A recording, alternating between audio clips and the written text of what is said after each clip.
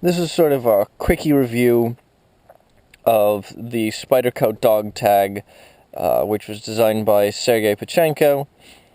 And I guess the sort of the short version, if you don't want to sit through much of this video, is that if you think it's physically attractive and would like to carry it on that basis, by all means, purchase it, use it, enjoy it. But if you're looking for something that's actually a high-functioning pocket knife or keychain knife or something like that, this is not that. So, you know, there's a certain argument to be made, and I suspect somebody watching this will accuse me of this, you know, saying, well, you bought a knife to be pretty and now you're accusing it of not being adequately functional. And yes, that's well, a fair criticism. The knife clearly was not designed from a functionality perspective. It was designed from an aesthetics perspective, right? Being the shape of a dog tag, we have had, you know, thousands and thousands of years of evolution of cutlery, and until the invention of a dog tag, I'm pretty sure nobody had previously designed a knife to be this shape.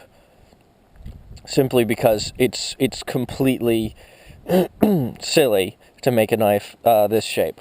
From a functional perspective, the corners form unpleasant hot spots, and you can't fit very much blade, so you have to have it essentially push cutting sharp or be cutting something very very thin, because you have very little blade to saw with. And you know, if you use the most comfortable grip, which is a pinch grip like this, you have even less blade to effectively use. Although if you use the hammer grip, you also run into a problem, because again, you're trying to grip on as much of it as possible without getting your fingers on the corners, and my hand sort of covers that much of the blade. So again, it's problematic from a functionality perspective. My larger complaint about it, functionally speaking, because any idiot could have told you that it's the shape of a dog tag and that's not ideal for a knife handle, is that the tip actually doesn't just come close to, but it actually crosses ever so slightly that hole right there. And so as a result, unless you hold whatever you're carrying this by, and we should be clear, there's no real other means of carry available on this knife. So whatever you have through here to carry it by, you're either risking cutting it, if it's something that the blade can cut, or damaging the tip, which is what can happen here, right? I mean, it blocks the knife's closure, and that's sort of an unpleasant design oversight right there. The other thing I'll add is that, being a sheep's foot design that doesn't reach the base of the knife, you can't cut down onto a solid surface unless you tilt the knife. So it's important that the tip remain somewhat intact, otherwise you've sincerely compromised its functionality, your ability to cut all the way through something. What else can be said about it? Aesthetically, though, to my eyes, it is attractive. You can see it's got some wear on it from being carried for a couple weeks now in my pockets. It was part of my keychain. It's functionality in that role. Again, it's never going to be the first knife you reach for, because to get it, even though you can open it one-handed, to get it off your keychain, you're going to need a second hand, and to close it without getting the tip on this thing, again, you're going to need a second hand. It's not an optimally functional design.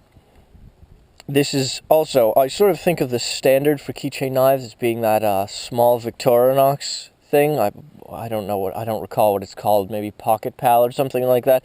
You see women often carrying them on keychains in their purses.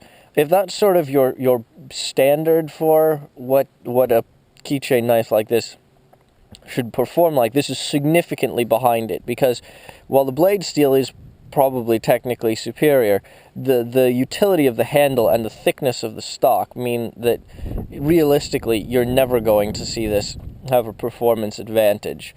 And I say this as somebody who really doesn't like Victorinox cutlery's blade performance. Because I don't particularly like the steel or their grind angles, for that matter. That is at the apex. What else can be said about this knife? I guess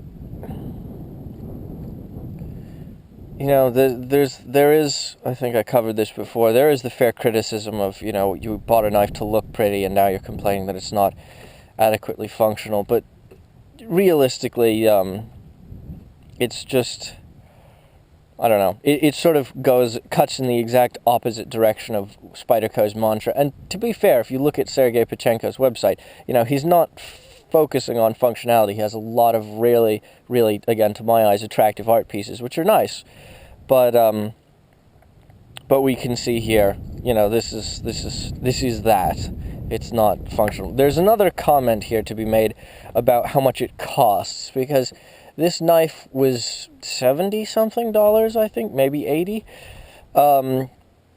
They're not inexpensive, and so you look at something like that and say, well, you know, what could I compare this against? And of course, if you're going to make the art piece argument, then really, you know, there's no discernible price, blah, blah, blah.